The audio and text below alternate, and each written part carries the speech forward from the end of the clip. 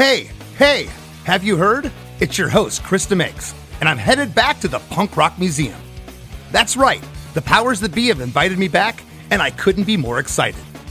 Allow me to be your guide as we wind through 5 decades of punk rock history, merchandise, and memorabilia. Cinco de Mayo weekend, Friday, May 3rd, Saturday, May 4th, and Sunday, May 5th. There'll be 2 tours each day at 12:30 p.m. and 4 p.m. And the best part for me is you. Your stories, your questions, your experiences. Yep, some of you old punkers have taught this guy a thing or two on these tours, and I love it. Head over to thepunkrockmuseum.com for tickets. Don't miss out. Only 30 spots per tour. Get your tickets now at thepunkrockmuseum.com.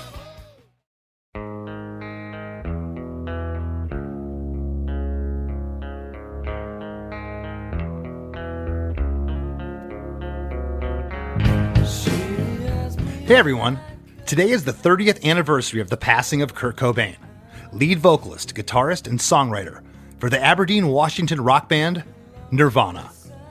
Together with my co-host Chris Fafalios, we break down the writing, recording, and lyrical inspiration, along with our interpretation of the smash hit single, Heart-Shaped Box, taken from Nirvana's 1993 third full-length album, In Utero. Coming off the seemingly overnight success of their breakout record, Nevermind, Nirvana's first new taste of music, Heart-Shaped Box, was probably one of the most unconventional follow-ups to a mega album chock full of hits. This alone is single-handedly one of the most punk rock things Kurt Cobain ever did. Release a song at the height of your popularity that wasn't an obvious cash grab or nod to a past success. So hey, wait, I got a new complaint. Let's dive into this thing right now. Hey, have you heard? Chris DeMakes A Podcast. Hey, have you heard? Chris DeMakes A Podcast. Hey, have you heard? Chris DeMakes A Podcast. Hey, have you heard? Chris DeMakes A Podcast. So Chris, do you remember the first time you heard Heart-Shaped Box? You know, I don't know if I remember the first time. I was obviously a Nirvana fan. I was probably about 14 years old at this point, 13 or 14. And what I do remember, funny enough, maybe some of our listeners will remember this, but I remember on a Wayne's World sketch on Saturday Night Live. Do you remember this, Chris? When they were watching the music video and he says, "Hey, wait." And they were like, "Is he saying, hey, Wayne?" Hold on. Is he saying, "Hey, Wayne"?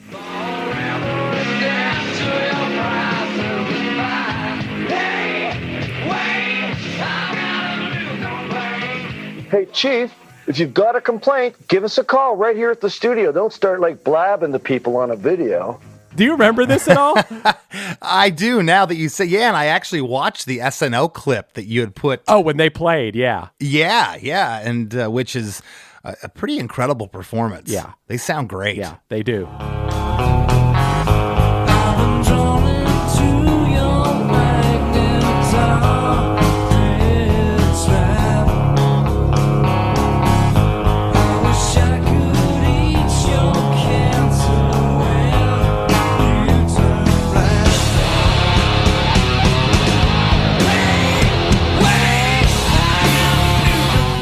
It was always a spectacle when Nirvana was performing live. That's why, you know, in the notes today when I sent them over to you, I'm like, watch these live performances. We even had the live performance of the first time they ever played the song. You could find that on YouTube before they had even recorded it. It was I think it was in Sao Paulo, right? Yes, that was the other one. Yeah, and that was really cool. You know, it wasn't too different. You know, a couple of arrangement things that probably the band did. I don't think Steve Albini did it. You know, Right. From all accounts, he's a traditional recording engineer. He gets called a producer, but he lets bands be who they are. It's really interesting, and I've listened to interviews with Steve Albini in recent years, and I know people that have recorded with Steve Albini, and everything that I hear about him, it doesn't sound like he does a lot. He just kind of lets the band do its thing, and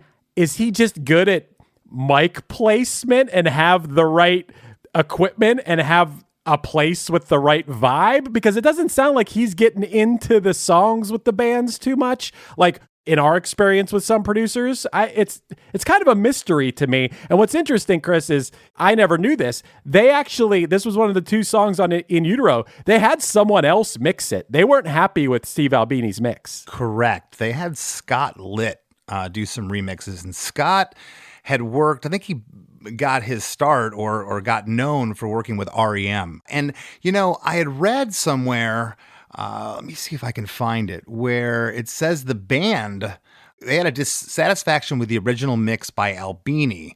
The Scott Litt remix features additional vocal harmonies and guitars by Kurt, which were the only elements on the album's 12 tracks not recorded during the original sessions with Albini in February of '93.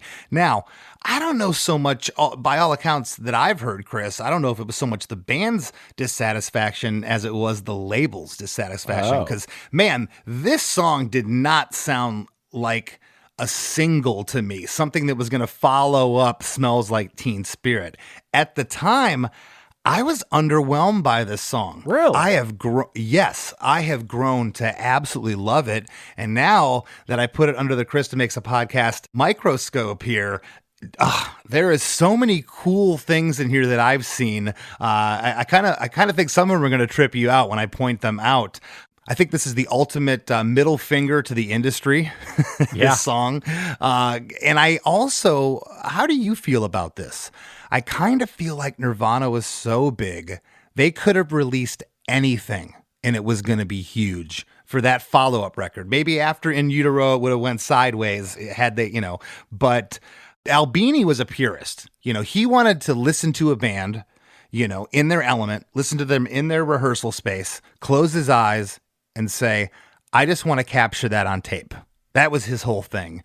And this album's pretty raw for a major label release. It definitely is. And I want to push back on a couple of things you said there.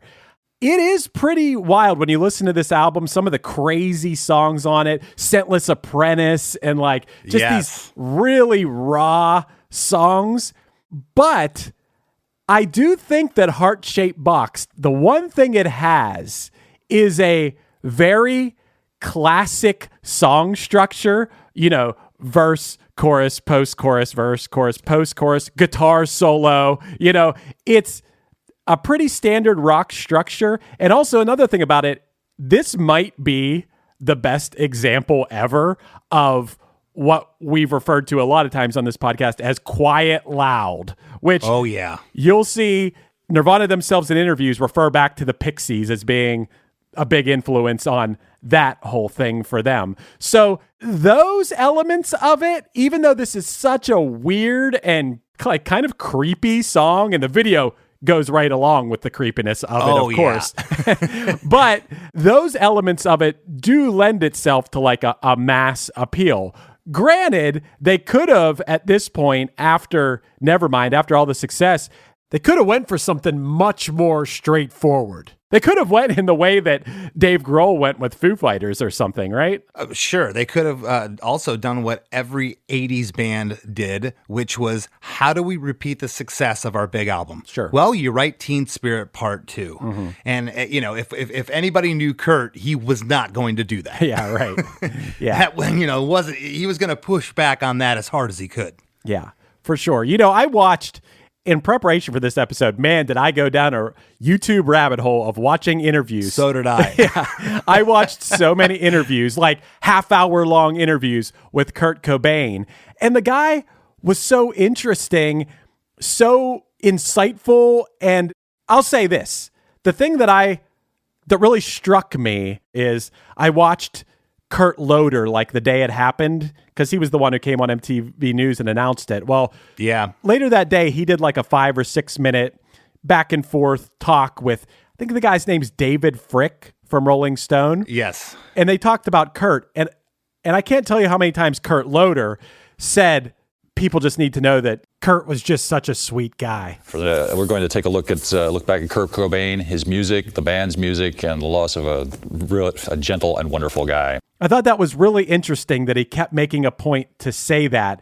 Obviously, Kurt Loder had talked to him a lot of times, and probably, I'd imagine Kurt Loder experienced a lot of assholes in the world of music and really had such nice things to say about Kurt and his experiences with him. Because honestly, you can watch. Did you ever watch that Montage of Heck documentary? I saw snippets of that, not the whole thing though. What'd you think of that? I thought it was really good, but I thought that it really painted Kurt in a pretty bad light. Obviously, he was suffering from addiction, but there was some stuff in there that was hard to watch.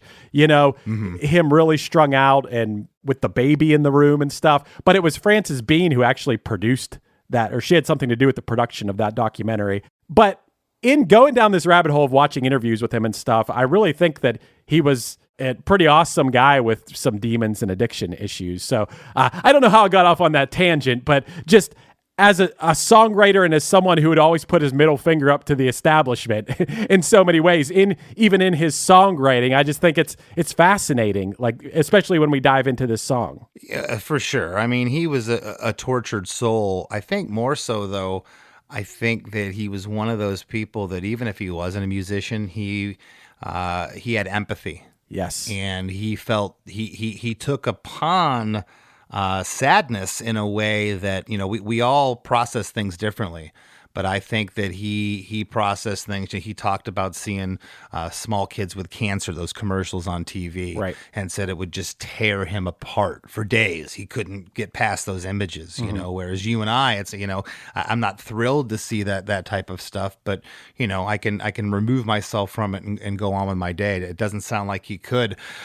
In Utero, the record in question, it was recorded February 13th through the 21st in 1993, 7 or 8 days. That's it? Top to bottom. That's it. It was mixed February 22nd through the 26th of 93. Heart-Shaped Box was released on August 30th of 93. I believe the band played the Reading Festival that year in England, right around the time of its release. I could be wrong with that. But the album was released on September 21st of 1993. And so many cool things, like I said, in this song to go over with you, things that I never realized until I really broke it apart on here. Again, when the song first came out, I was, how old was I? I was just shy of my 20th birthday, actually. So the album came out about a week before my 20th birthday in 93. I love Nirvana, but this song as a first single was kind of underwhelming, and it's become probably one of my favorite Nirvana songs. And I've also seen, I don't know if you've found this, Chris, that a lot of people's favorite Nirvana record is In Utero. Mm-hmm.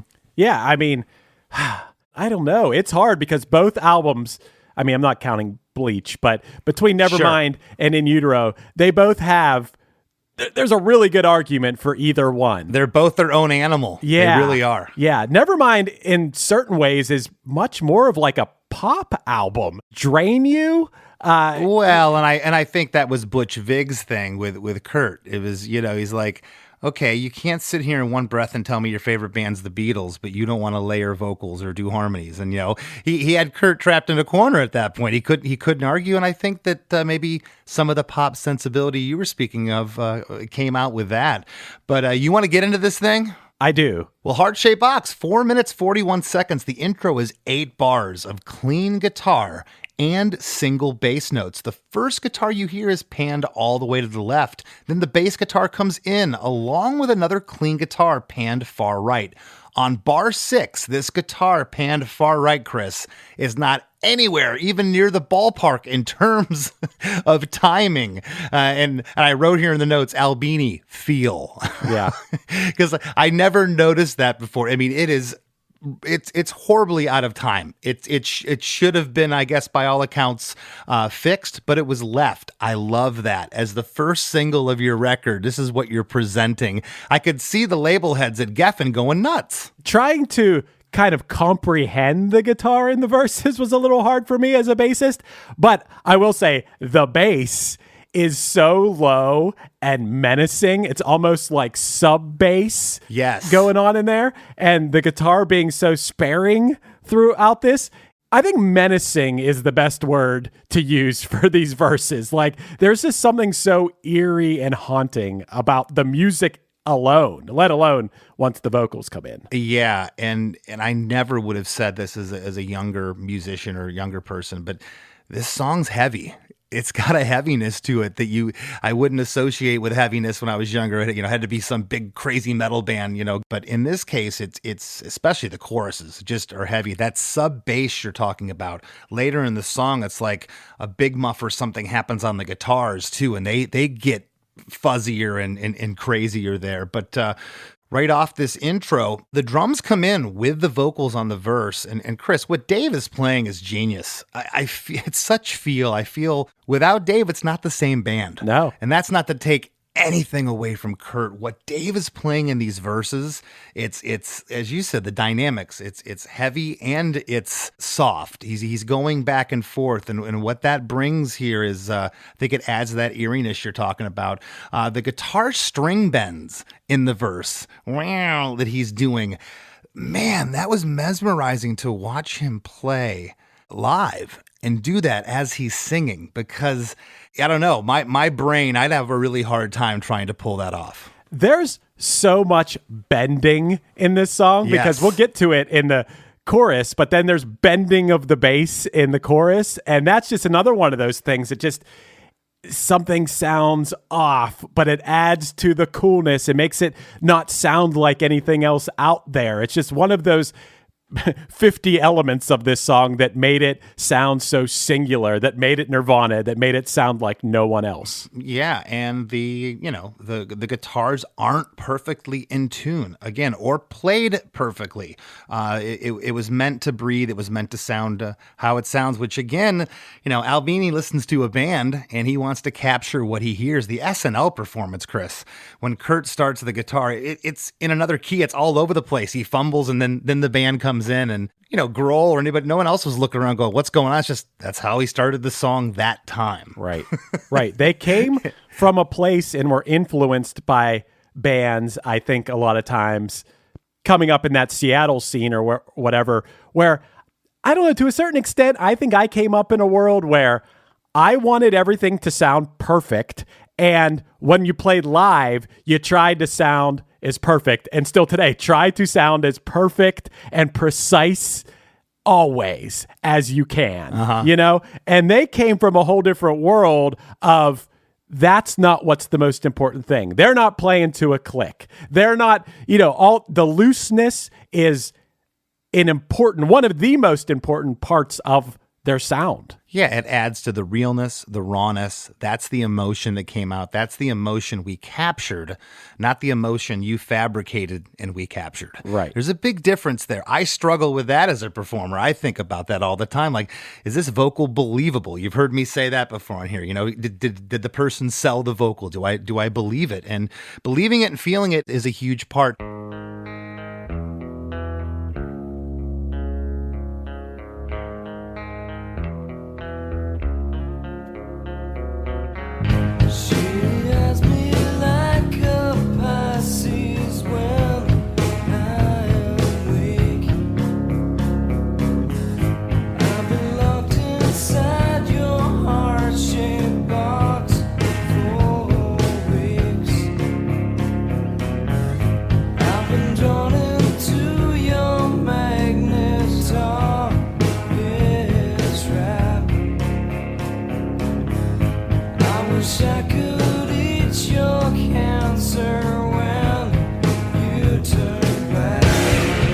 She eyes me like a Pisces when I am weak. I've been locked inside your heart-shaped box for weeks. I've been drawn into your magnet tar pit trap. I wish I could eat your cancer when you turn black. Something I want to say before we start diving into these lyrics. It's funny when I watch these interviews with Kurt, he's saying like, yeah, I write these lyrics. It's what comes out of me. And people try to analyze them. And I'm just like, I sometimes just make up what they're about after. He's like, I don't know what they're about. Like he kind of, more or less, he says things like that. But I got to tell you, I first went through these lyrics and I wrote down what I thought they meant. Then I went online and read, things where people tore them apart and put meanings on them. And I'm like, man, that's pretty. If that's what Kurt was going for, that's pretty deep and seems pretty believable, you know? Like, for example, that first line, she eyes me like a Pisces when I am weak. Well, Kurt's birthday is February 20th, 1967, making him on the Aquarian Piscean cusp. So first and foremost, let's say this is one thing we know for sure, that this song is about Courtney Love to a certain extent, his relationship with Courtney Love. That seems to be pretty widely accepted about this song. But one of the things I read online where I'm like, I kind of believe that is, so he says this line, and Pisces are thought to be imaginative, sensitive, compassionate, kind, selfless, but also secretive, weak-willed, and easily led. So, you know, I saw it and, you know, someone analyzed this and saying like, well, he's saying that Courtney's treating him like a Pisces when he's weak, you know, which is interesting. Yeah, and they also he also talks about cancer here. Now, is that cancer the disease, or is that cancer the astrological sign? Well, so Chris, there's another play on words there. Let me tell you, Cancer is Courtney Love's astrological sign. That was my next question. But I also read those stories like you did, Chris, about Kurt, when he was talking about this song, he talked about seeing those commercials on TV of kids with cancer was what he said was like the thing that bothered him the most. Yeah, I guess the 1993 Nirvana biography, Come As You Are, The Story of Nirvana, Kurt told author Michael Ozerod that Heart-Shaped Box was written about children with cancer. It's quoted as Kurt saying, every time I see documentaries about little kids with cancer, I just freak out. It affects me on the highest emotional level, more than anything else on television. And it goes on after that, but that's kind of what I was talking about a little bit earlier. You know, he was affected by that. And who knows, maybe whatever mood he was in that day, he was bored. And when he gave that interview, and that was the story that day. Musicians love to do that. You know, when you're on your 15th interview of the day, like he was, you know, it's like, how many times can I answer this question? I'm just going to make up a different story every time. And at the time, before social media, those kinds of rumors were great for bands. Yeah. I mean, I think that's what he did. I think he had fun doing that. Like, I think he was being honest when he said, I just write whatever. He was, from what I've read, he was more of a melody guy than, not saying that his lyrics aren't amazing, but he kind of just, the lyrics became what came out of him. And I think he had fun telling people they meant different things. Tell each interviewer it means something else. Like the title of the song, Heart-Shaped Box, supposedly it's about a collection of heart-shaped candy boxes that Courtney kept in the front room of their apartment that they lived in together. And Chris, I don't know if this is an obvious thing. I mean, there's not really that many lines. We can kind of go line by line in this song.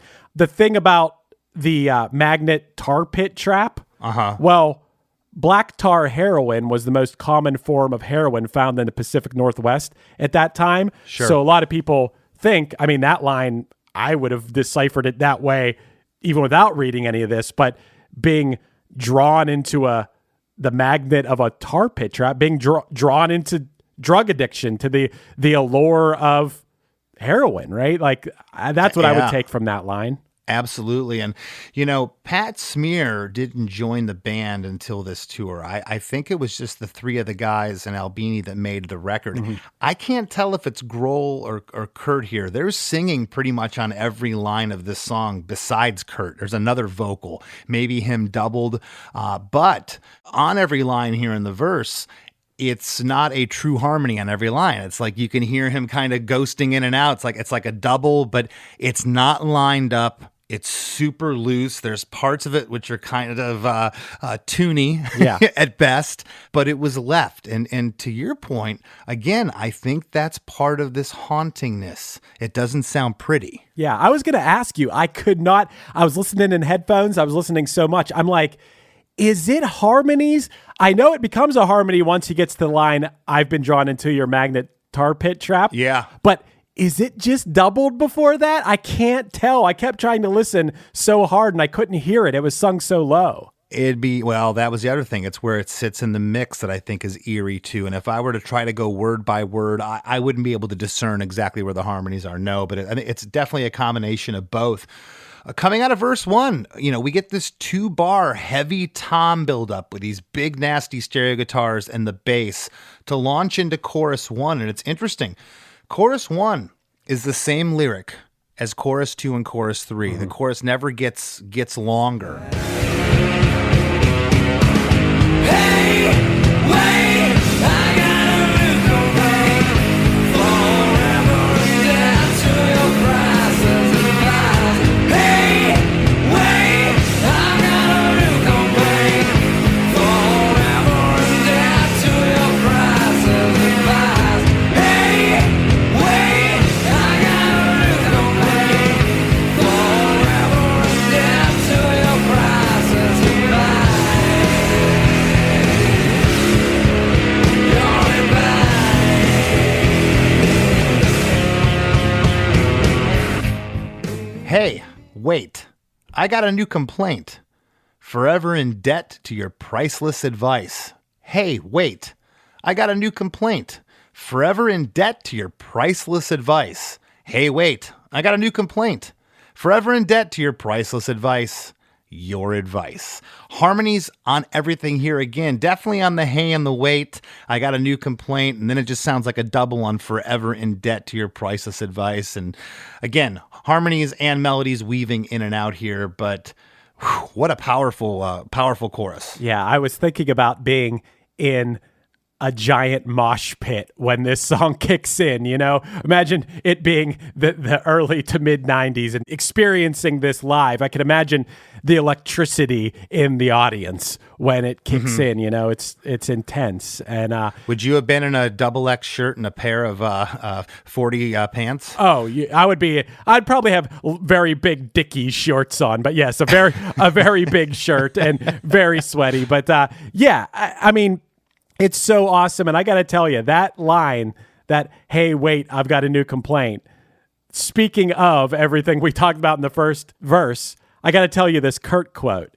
He said, in referring to that line, that's just me giving an example of how I'm perceived. People don't realize that I'll say something and it'll be quoted in an article, then it'll be taken out and used in another article in a different place, and then again, and then again. I'll only have said it once, but it looks like I'm complaining all the time. So that could lend itself right to what we were saying, where it's like, I don't want to say the same thing. People are going to keep using this quote over and over again. I'm just going to say something different every time. Like, having fun and being tired of dealing with people's criticisms of him and what he says. Yeah. You had sent me over a link to a show in Seattle around this time performing this song as well as the SNL performance. I got to tell you, I never really thought of Pat Smear as a singer, but his backing vocals on the chorus in particular, you can really hear him, and it's killer. He's snarly, he's snotty. It's like, okay, yeah, that is the guitar player from the Germs. I get it. I never really picked up on that.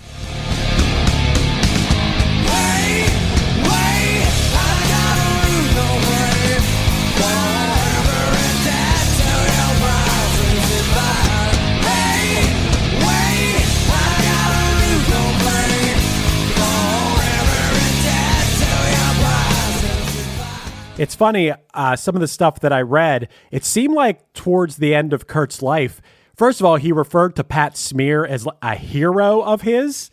And towards the end there, like when they were touring and stuff, it was kind of like Dave Grohl and Chris Novoselic were in one bus and Pat Smear and Kurt were in the other.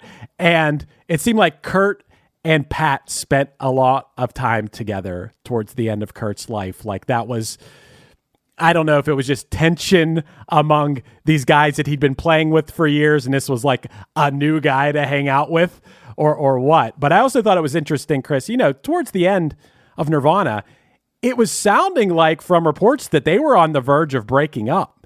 And it seemed like Kurt, this is really interesting to me because I think of them musically as being so different. He loved Michael Stipe, was playing music with Michael Stipe. Supposedly they had a project together in the works, and that seemed to be Kurt's best friend towards the end of his life was Michael Stipe.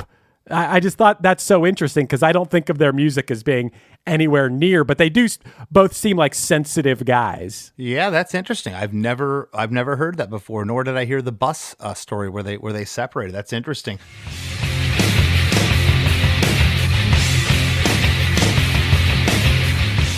Hey, everybody, we got to take a quick break, but we'll be right back.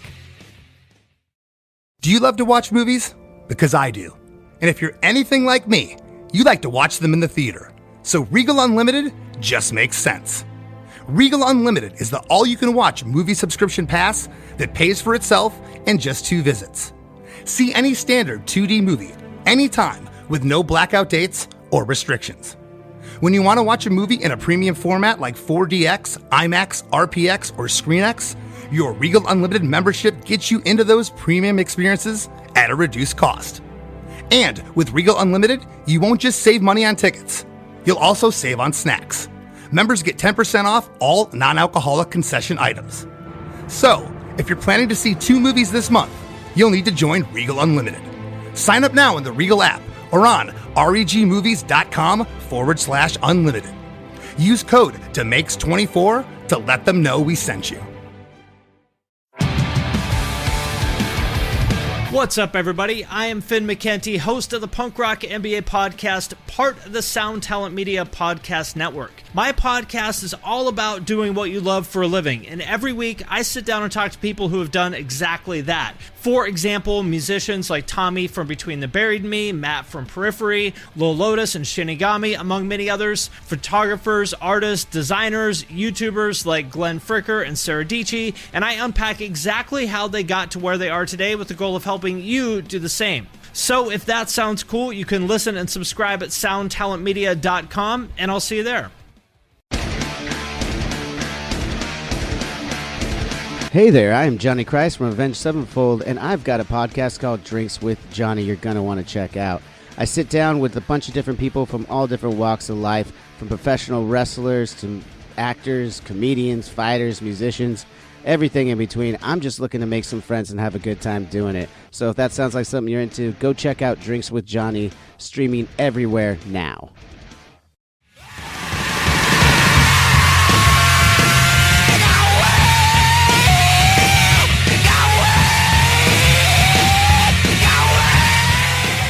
And now, back to the show.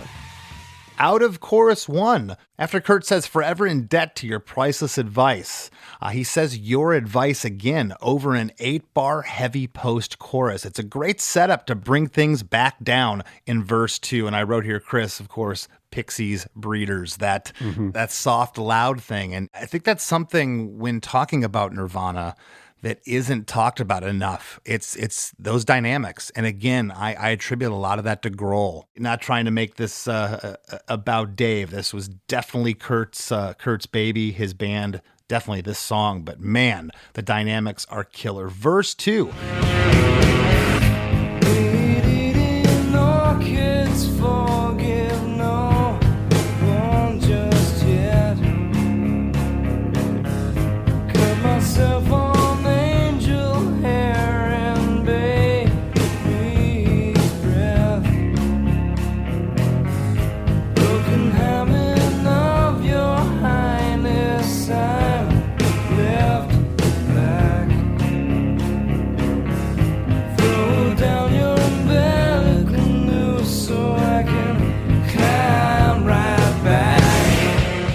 Meat-eating orchids, forgive no one just yet. Cut myself on angel hair and baby's breath. Broken hymen of your highness, I'm left black. Throw down your umbilical noose so I can climb right back. Wow. Man. Wow. Hey, one thing I want to point out, Chris, I don't know if you noticed, this is one of those like magical recording moments. There is a little crack in Kurt's voice on the words angel hair. Yes. You probably couldn't say go in the booth and do that. It just happened that way and they kept it. Maybe you or I would have went, no, I got to fix that.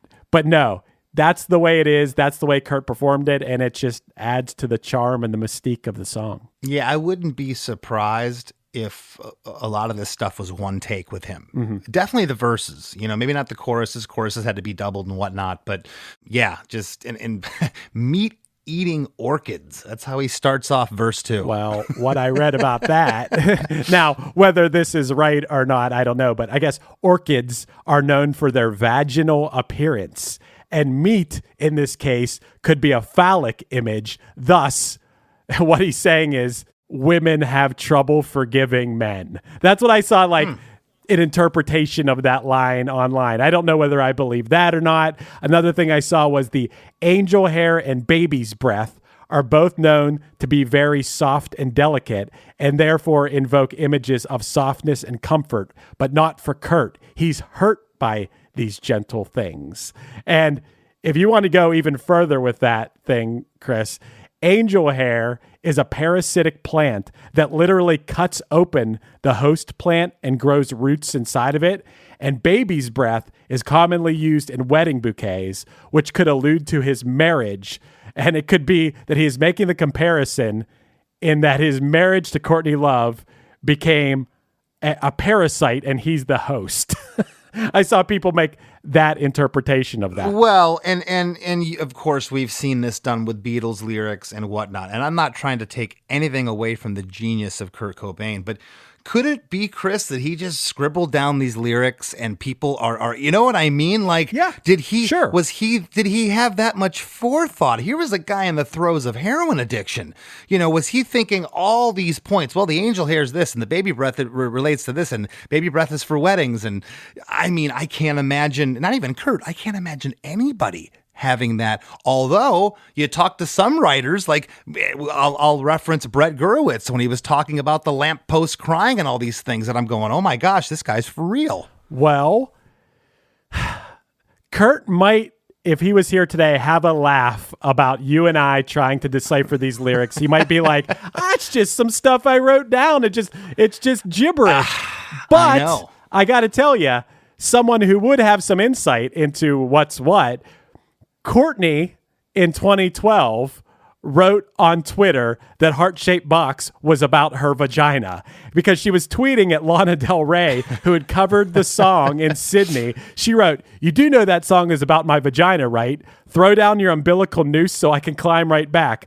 On top of which some of the lyrics about my vagina I contributed."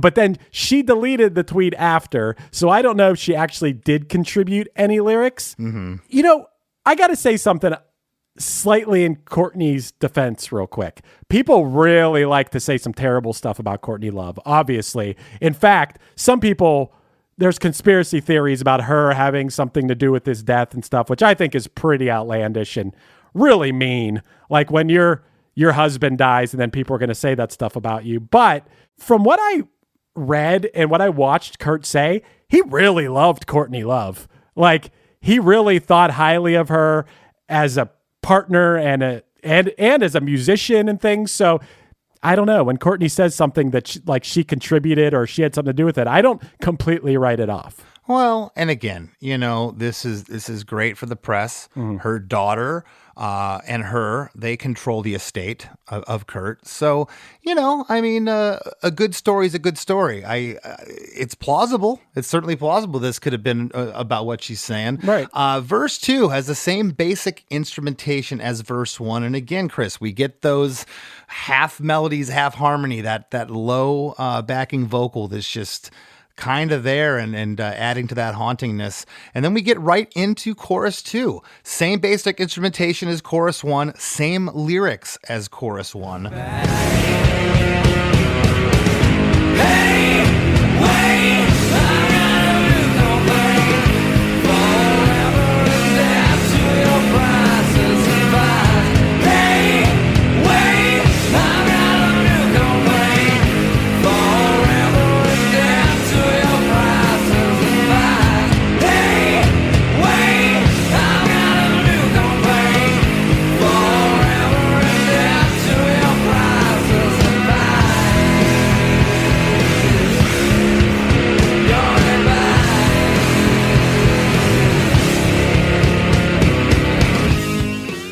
The your advice at the end comes on the post-chorus, I'm calling it. 8-bar heavy post-chorus. Guitars sound massive here. This is when it seems like they put another big muff or fuzz tone on the guitars, or some kind of sub, even more on the bass there. Do you hear that? I can't pinpoint it. My ears aren't skilled enough to pinpoint why there is a sort of growing intensity as the song goes on. Obviously, once we get to the guitar solo, I know the intensity of that. Right. But I subconsciously I hear these things. Yeah, and I think that, we can attribute that to Scott Litt. I think that, this would have been, and it talked about it earlier, it would have been a very different song with Albini mixing this. I think he would have got the levels of the song, and that kind of would have been it. I don't think there would have been much like, oh, here's the chorus, we got to, bring the levels up, or here's the bridge, we got to hit that sub bass a little louder here and make the song grow till the end. I'm definitely hearing that. I absolutely love it. After chorus 2, we get into 8 bars of super overdriven bass and the most 90s sounding guitar solo ever. Yeah.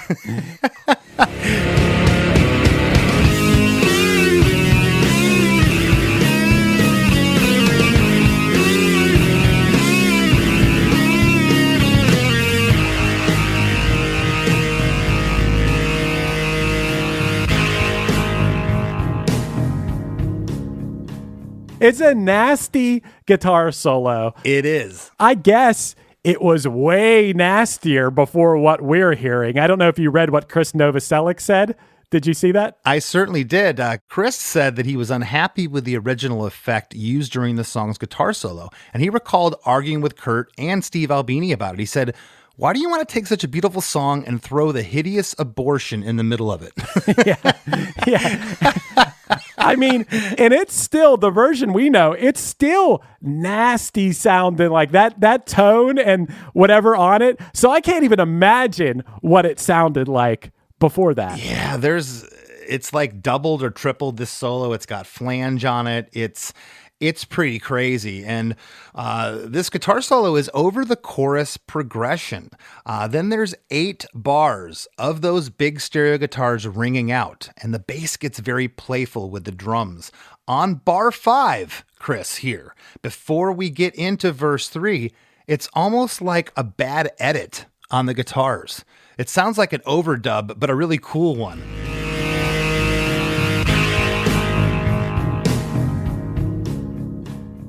And this whole reset is a lot like, and this is one of the things I wanted to point out. I said that it's very crazy that I came across this. It took me 30 years to 31 years to realize this, but it's a lot like Teen Spirit before the final verse of that song. So remember, here it's the chorus progression that the solo's playing over.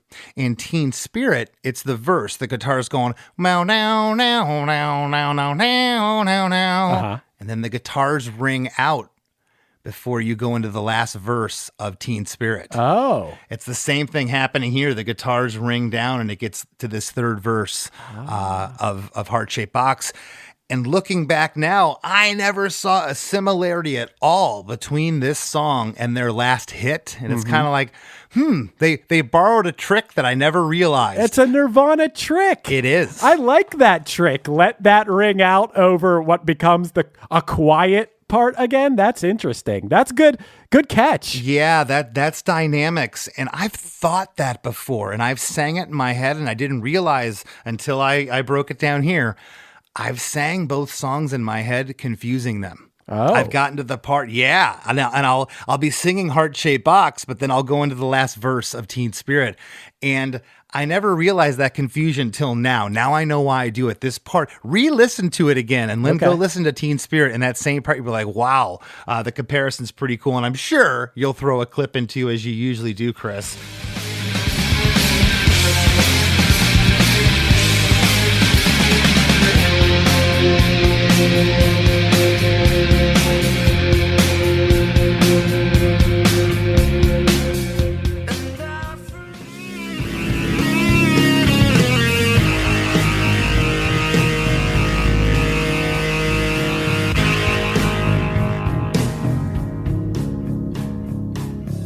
She has me like a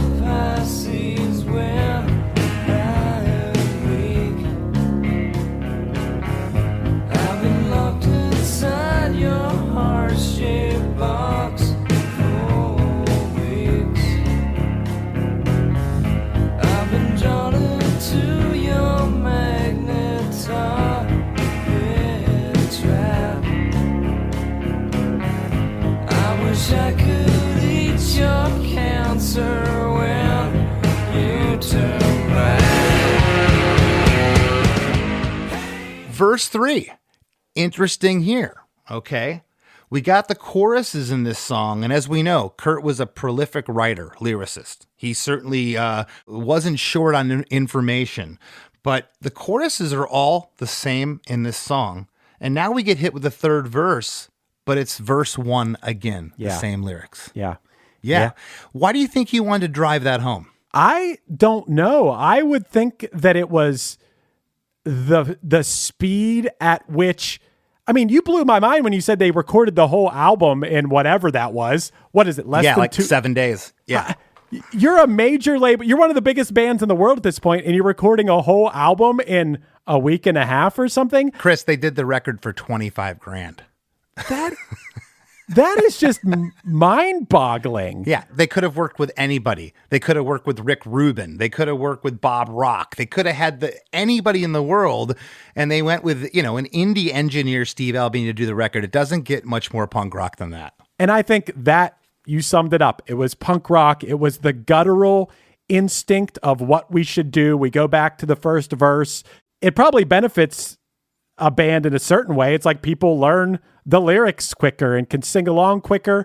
It's very interesting, and it's very rudimentary. It's what you would do when you're writing your first songs ever, and I think it's pretty interesting. Chris, hey, one thing I forgot to mention while we're in a verse here, as a bassist, that I noticed that I never really thought about before, is what Chris Novoselic is playing on the bass in the verses is he's playing like staccato, like bump, bump, bump, bump, bump. She has me like a Pisces when I am weak.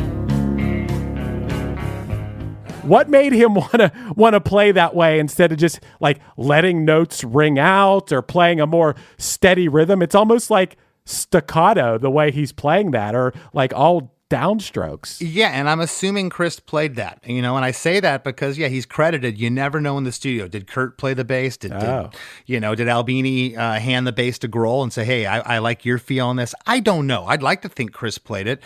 And if he did, and those are his contributions, then I'm glad you brought that up because he doesn't really get mentioned. It's always Dave, because Dave went on to Foo Fighters, and Kurt is as a legend for a number of reasons, legend alive and a legend in death. But that bass part is killer. If he came up with that and that's his field, then that's rad. It's interesting. Cool. It was just an interesting choice, And hey, I don't know. One more thing I wanted to mention. I don't want to get through this episode without mentioning this because I thought it was really funny and weird.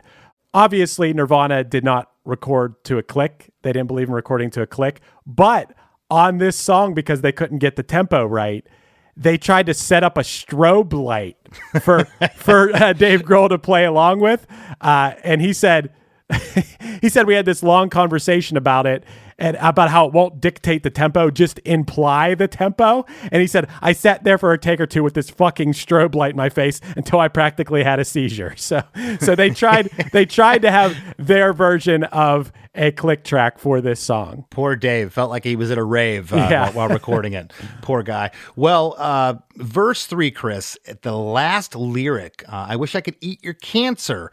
On When You Turn Black. On You Turn Black, there's a low, growly vocal that comes in there. It's super present just on You Turn Black. It's creepy. When you turn back. It's like the monster from the basement or something. It just adds another really, really cool element before we get into chorus 3.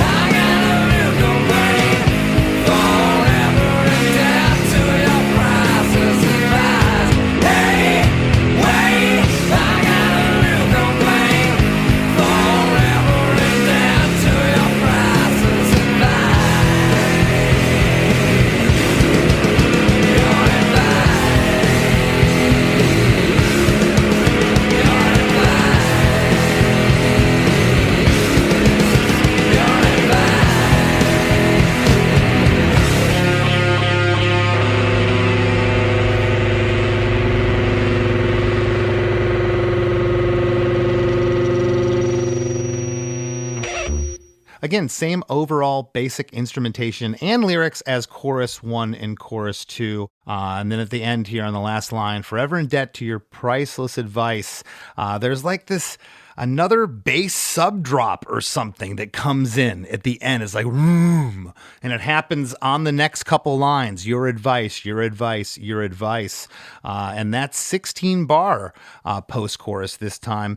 The song ends on bar 15, and the guitars are the final thing you hear fading out into like this pedal amp noise, radio interference thing that's happening. And again, just kind of falls apart, which this whole song has a feeling at any moment the wheels could come off. Yeah, it falls apart. Feels like a cliffhanger or something. Like it really, the word menacing keeps coming to my mind about this song. There's a sort of just an overall menacing feel to this song.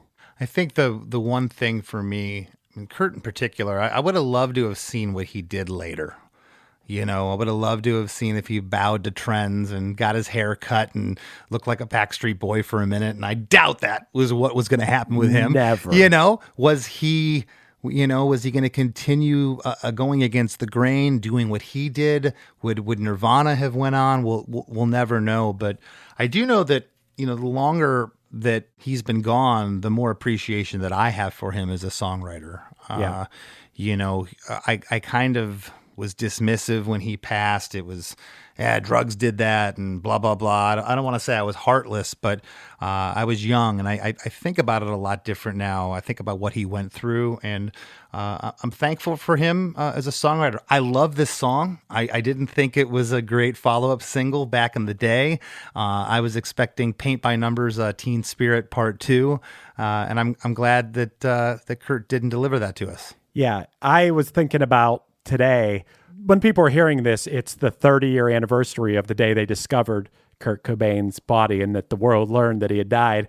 And 30 years, we are now 3 years past the entire length of his life since he died. There's been 27 plus 3 since he's been gone, and his music lives on this long. I said it to you before, Chris, I think in an after party episode, that I was 13 years old when he died.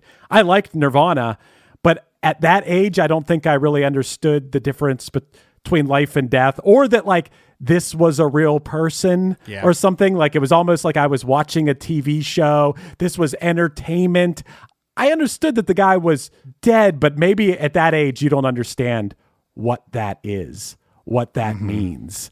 And it doesn't hit as hard. And like it hits harder than ever when I think about artists like Kurt that are gone too soon. And it's when that finality sits in, that's really what it is. Yeah. But thanks for combing through this one with me, Chris, on the 30th anniversary of the passing of Mr. Kurt Cobain. Rest in peace.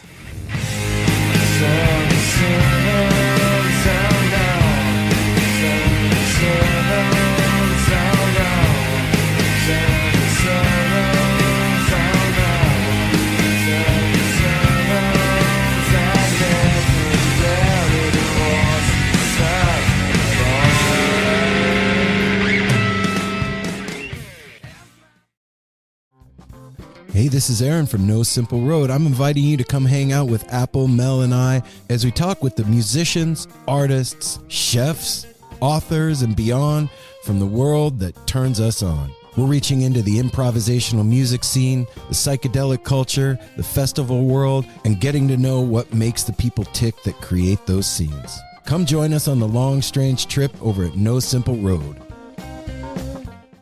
One Hit Thunder is a podcast where we both celebrate and have a good laugh about bands and artists that had just one hit that we all know. Each week, we're joined by a guest from the world of music or comedy to learn more than you ever thought you would about some songs that you can't forget. And we decide if they brought the One Hit Thunder or were nothing more than a one-hit blunder. Look, if you listen to the show, you're probably going to laugh, and I guarantee you're going to crush next time the bar has music trivia. Tag Team, Jane Child, Meredith Brooks, Looking Glass, Sean Mullins, Eiffel 65, EMF, Crash Test Dummies, Crazy Town, Chumbawamba. We have hundreds of episodes in our back catalog and a new episode each week, so pass the Dutchie, make sure you're connected, and subscribe to One Hit Thunder wherever you get your pods.